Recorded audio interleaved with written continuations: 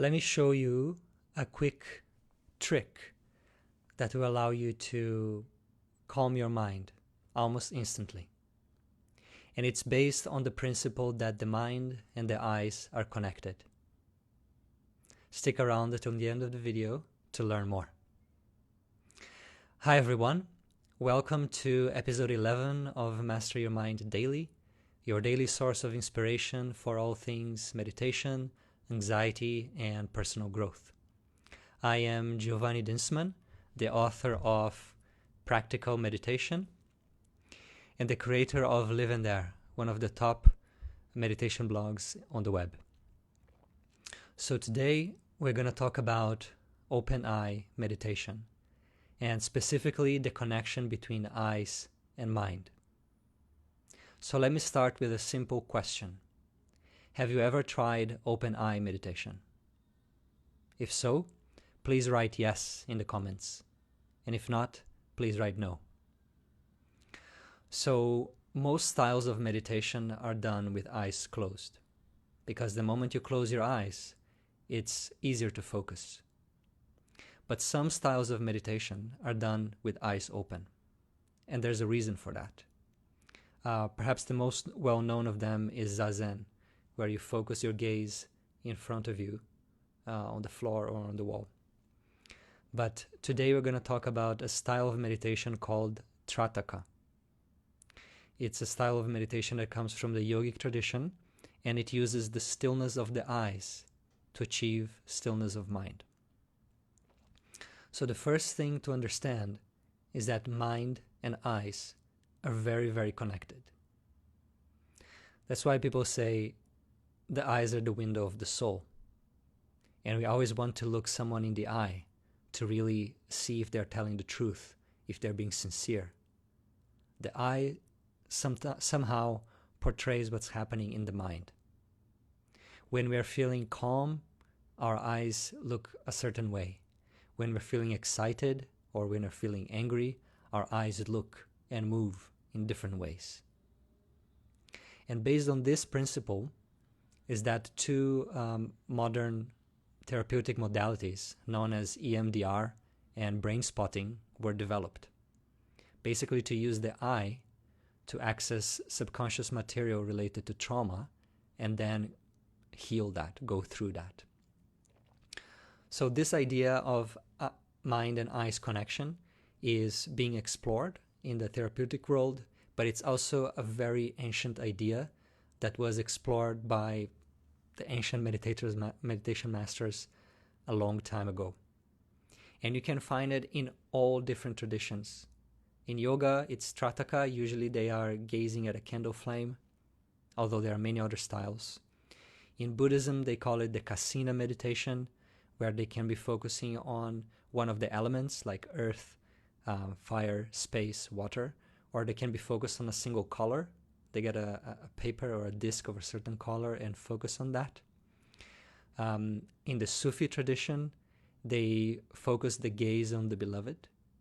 Right? The Greeks used to practice the navel gazing, which nowadays has a bit of a negative connotation, but it's actually just an exercise in concentration, in meditation. And also the Christian mystics, they would practice gazing in religious icons and images of saints. So gazing as a form of meditation has been there in all traditions for a very long time. Now, one thing to understand about how our eyes work is that they are constantly having micro movements called microsaccades. And they do that because they are scanning the environment. That's a survival thing. You're scanning the environment for threats. And if you just keep gazing one object without moving your eyes, eventually you stop seeing it. It stops registering in your mind. So the eyes are constantly making micro movements so that the environment is kind of alive and present. So while this is something that can be helpful for survival, especially if you live in the wild, it doesn't really help us to live a life that is calm, centered, and focused. It is an anxiety-producing mechanism. And nowadays, with our use of devices, with our phones, tablets, social media, everything, we are training our eyes to be each time more restless, continuously scrolling, looking at many things at the same time, processing a lot of information. And because of that, our mind becomes habituated to be more restless and to have a short attention span. Okay, so that's all the theory about why it's important to work with your eyes in meditation. Now, how can you do it? And there are many different ways. The most kind of a mystical way is to get a candle, and that's also the most popular way, and put it about arm length away in front of you, level with your eyes, then light that candle and gaze at it gently. So you're not staring at the candle. It's not like you're not staring at the candle. You are gently gazing at the candle. And the most important thing is your eyes are not moving. You will feel the need to blink from time to time. That's okay. As you advance in the practice, your need to blink will become less and less. And there's a certain point you'll be able to stay a very long time without blinking and without moving your eyes. And when that happens, you will see how powerful this technique is to still the mind very quickly. So you gaze at a candle flame, and after some time, you will feel that your eyes get tired or they get watery. Now, there are two ways to practice this. Some will say you keep there and allow your eyes to water a lot, and that purifies the eyes. But from the point of view of using this technique as meditation, you would say, no, at that point you close your eyes and you will see an after image of the candle flame in your mind. And then you gaze at that after image. And in the beginning it may be moving, and you have a subtle intention to center it in the field of your vision, in the mind screen. And after a while you'll be able to do that. So after some moments or some minutes, the after image will completely disappear. You can try to bring it back. Maybe you can, maybe you can't. And if you can't, then open your eyes and go for another round of gazing. And as a beginner in this practice, I would say just go 3 or 5 rounds like this. Gazing externally, closing your eyes, gazing internally. So that's one way to practice this. Now, apart from a candle flame, you can basically use any object, because a candle flame is a little bit hard to set up, right? But you can use any object. And by the way, if you do use a candle flame, close the doors and the windows. It's important that there's no drafts in the room. First, because you want the flame to be steady, and second, because if you fall asleep, that could be dangerous. Right, so what else could you use for gazing meditation? Anything. You can gaze at the moon, you can gaze at the stars, you can gaze at a leaf on a tree that is kind of far away. You can print a black dot and glue that on your wall and gaze at that. You can gaze at your image in the mirror. Whatever the object, the principle is always the same. You want to keep your body still. You want to breathe slowly. And you want to keep your eyes still. And you notice that if you can keep your eyes still for a certain amount of time, while your breathing is still or calm, and your body is still, then that is a shortcut for stillness of mind. These things, there are two ways. If your mind is restless, your body is likely to be restless. If you make your body restless, your mind will be restless. Likewise, if your mind gets calm, your body tends to be at ease. If you make your body still, as in sitting for meditation and saying, okay, I'm not going to move for the next few minutes, that will also help the mind become still. So body and mind are connected like that. Body and breath are connected like that. And body and eyes are connected like that. Sorry, the mind and the eyes and the mind and the breath. So instead of just trying to calm down the mind by working on the level of the mind, which is really difficult. You can use the body, the breath, and the eyes as a shortcut, as a lever to calm the mind. And that is the principle that is at the base of this gazing meditation. You can also gaze, and this is a little bit more of an advanced practice, you can gaze at the space. So how do you gaze at space? You gaze at the space between things. It could be if the door is half open, you don't look at the door, you don't look at the floor, you don't look at anything that you can see behind the door. You look at the space that is there. You can look at the space between leaves in a tree. You can look at the space between two of your fingers. And it's a little bit more advanced because it's harder to focus the mind and the eyes on space. It has no shape. It has no color. But this practice is also very valuable. Because one thing you learn with meditation is that the mind takes the shape and the qualities of that on which it focuses on repeatedly. Right? So if you constantly think positive, optimistic, encouraging thoughts, you will become more positive, optimistic, encouraged, confident. If you constantly think thoughts of worry, anxiety, and fear, your mind and your body will become more fearful. So when we're choosing a meditation object, we can keep this in mind and choose an object that we want more of those qualities. So fire will give you a different quality to your mind than water or space. But specifically talking about space, if you focus on space, your mind will get quiet. If you pass that initial challenge of like, I don't know if I'm doing it right, I don't know if I'm focusing it right, and you just rest your eyes focusing on space and keep it alive, then your mind becomes quiet very quickly. Because space is quiet. Space is empty. It is peaceful. It is still. There's nothing there. So if you learn how to dwell the mind on that, the mind will gain those superpowers. It will learn how to create those qualities inside itself. And another way you can do gazing at space is gazing at the sky, especially if there are no clouds.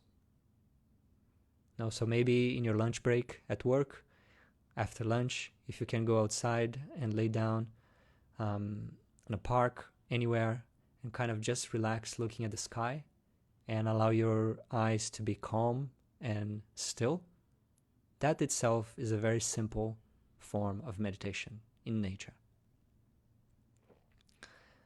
And so one thing you can do is to pay attention to what's happening with your eyes when you are emotionally distressed. Perhaps angry, stressed, anxious, fearful, whatever it is. Notice what's happening with your eyes at that time. And if you remember this, then try for a couple of minutes to still your eyes on any point you can see. And if you can do that, you will notice the difference it makes in your mind. Now, with any type of meditation, it's important that this practice doesn't become mechanic. If it becomes mechanic, then it's kind of dead. And what I mean by mechanic, if you are repeating a mantra, that's your form of meditation, and you get to a point where you're just repeating it automatically, and you're not thinking about it anymore, and you're thinking about other things instead, that's mechanic. If your meditation is to pay attention to your breath, and you're kind of noticing the breath, but you're not really paying attention to it, and it has become automatic, and you forget about it, the practice has become mechanical. There's no more awareness there. And likewise, with gazing types of meditation, if you are looking at the object but not seeing it, then it means that the practice has become mechanical. you are not there anymore. And I'm sure we all have this experience where we are looking at things but we're not really seeing because our mind is elsewhere. Or we are in a conversation and the words are reaching our ears but we're not really listening because our mind is elsewhere. Through meditation, we train the body and the mind to be one and to be connected. We train our ability to bring the mind back to where we want it to be. And in gazing meditation, that means you are aiming to have continuous, unbroken attention of that sight, of that object in your mind. It's as if the mind becomes the eyes. And the eyes cannot think. They can only see. So as you deepen in this gazing meditation, as you become better at it, it's like you become your eyes and you're just seeing. There's just pure seeing. And that is a state of peace. There's no trouble there. And when you learn how to get to that state, first in meditation, then you can get to that state in your daily life later. But first you need to learn how to access it, and then you can integrate it to your daily life. So, does that make sense? Do you feel excited about trying this gazing meditation? Or have you tried? And what was your experience? Please let me know in the comments. People who are more visual by nature may enjoy this practice more than mantra or breathing or other styles because it engages the vision. So if you have any friends that you think could benefit from this type of meditation or could enjoy this video, please share it with them or tag them in the comments, send them the link, anything that works. The more people are watching these videos, the more time and effort I will put into continue making them. So, as we are approaching the end of this live, I wanted to say if you have any questions, now it's the time to ask. Or if you're watching this on the replay, you can ask the questions in the comments and I'll reply in the comments or I'll make another video to cover them. So the summary of today is this. Your mind and eyes are intimately connected. When your mind is calm, your eyes are calm. When your mind is restless, angry, anxious, your eyes are different. They are more restless. One approach of meditation, one of the many styles of meditation, is gazing meditation, known as Trataka in the yogic tradition and Kasina in the Buddhist tradition. With this practice, you choose an object, and the most popular one is a candle flame, but it can be any object, and you continuously focus your attention and your eyes on that object. You're not staring at it, you are gazing it gently and not moving the eyes. And the more you're able to do that, the more your mind will be quiet. So I hope you find an object that you like to work with and you try this meditation and tell me how it went. I'm very curious. For me, it's one of my favorite meditations. And thank you, Walter, for letting us know that you'll be incorporating this in your practice. I hope you enjoy and let us know in the comments later how it goes. So that's what I had prepared for today. If you like these videos, please like and follow the Facebook page of Live in There or my page on Instagram or YouTube, wherever you're watching this on. And finally, if you want a more structured approach to meditation, if you want to be part of a community of conscious individuals who meditate, and you want my support in growing your practice, then I suggest you join the Limitless Life program. There you will find a guided meditation on Trataka, a few lessons about it, and also 40 other types of meditation that you can try and find which ones are the best for you. Thank you for watching, and happy growing.